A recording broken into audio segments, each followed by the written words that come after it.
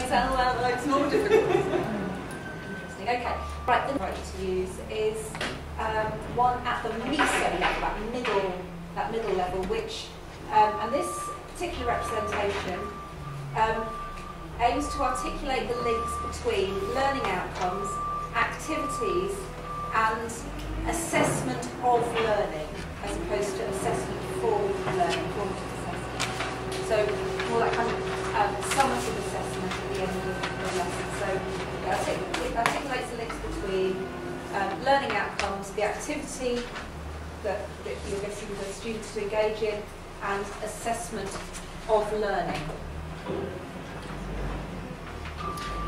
And what I'm going to ask you to use is some learning design notation. You'll see that I've given you some sticker sheets on your table with some learning design notation. The Learning Design Initiative at the LMU takes a design approach to learning and teaching.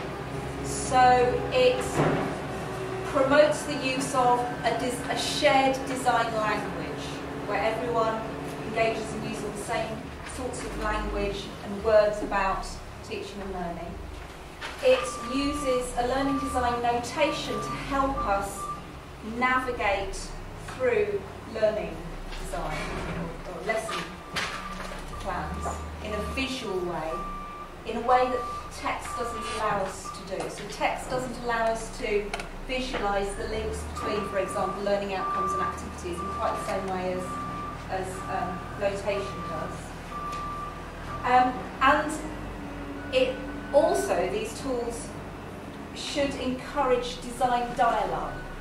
And what's come out of the project is the idea that engaging in dialogue about our teaching and learning improves the quality of our teaching and learning.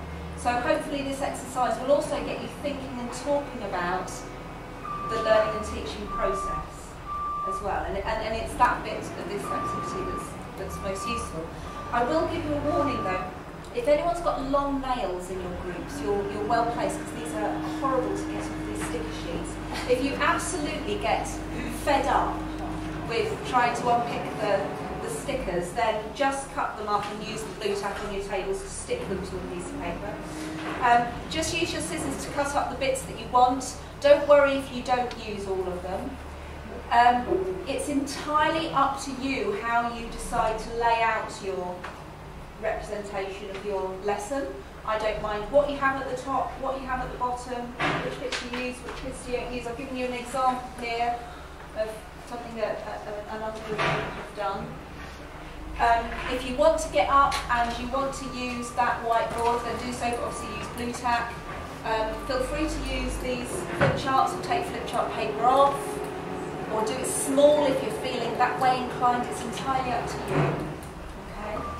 So what I'd like you to do is think about the lesson that you're going to design, think about the different parts of your lesson, and then lay them out in such a way so you can clearly articulate what the sequence of tasks, who's involved in the process, which tools you're going to use, what resources you're going to need,